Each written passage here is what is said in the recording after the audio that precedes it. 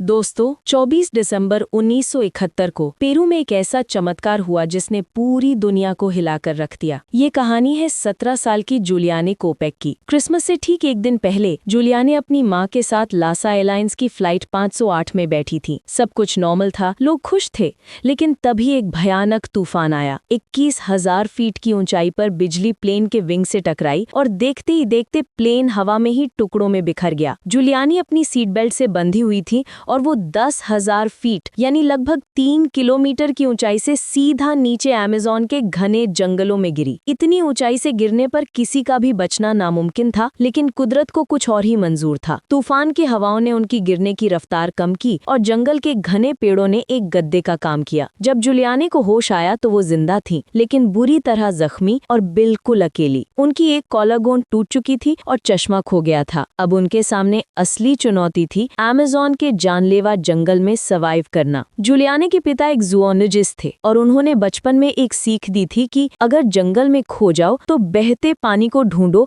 और उसका पीछा करो, वो तुम्हें इंसानी बस्ती तक ले जाएगा। अगले 11 दिनों तक जूलियाने टूटे हुए शरीर के साथ उस पानी के किनारे चलती रहीं। उनके पास खाने के नाम पर सिर्फ कुछ टॉफियां थीं। भूख और कमजोरी इतनी बढ़ गई थी कि वो नदी में तैरकर आगे बढ़ने लगी। उनके घावों में कीड़े पड़ चुके थे, मगर उन्होंने हिम्मत नहीं हारी। वो लाशों के बीच से गुजरी, मगरमच्छों वाले पानी में तैरी, लेकिन रुकने का नाम नहीं लिया। 11वें दिन उन्हें नदी किनारे एक नाव और एक छोटी झोंपड़ी दिखाई दी। वो वहां रुकी और अपने घावों को पेट्रोल से साफ किया। थोड़ी देर बाद वहां कुछ लकड़हारे पहुंचे, जिन्हें पहले लगा कि वो कोई जल देवी हैं। जूलियाने ने उनसे कहा कि मैं लासा क्रैश की सर्वाइवर हूँ। उस फ्लाइट में सवार 86 पैसेंजर्स में से वो इकलौती इंसान थी जो जिंदा बची। जूलियाने की ये कहानी हमें सिखाती है कि चाहे हालात कितने भी बुरे क्यों ना हो, अगर हौसला हो तो मौत को भी मातती जा सकती है।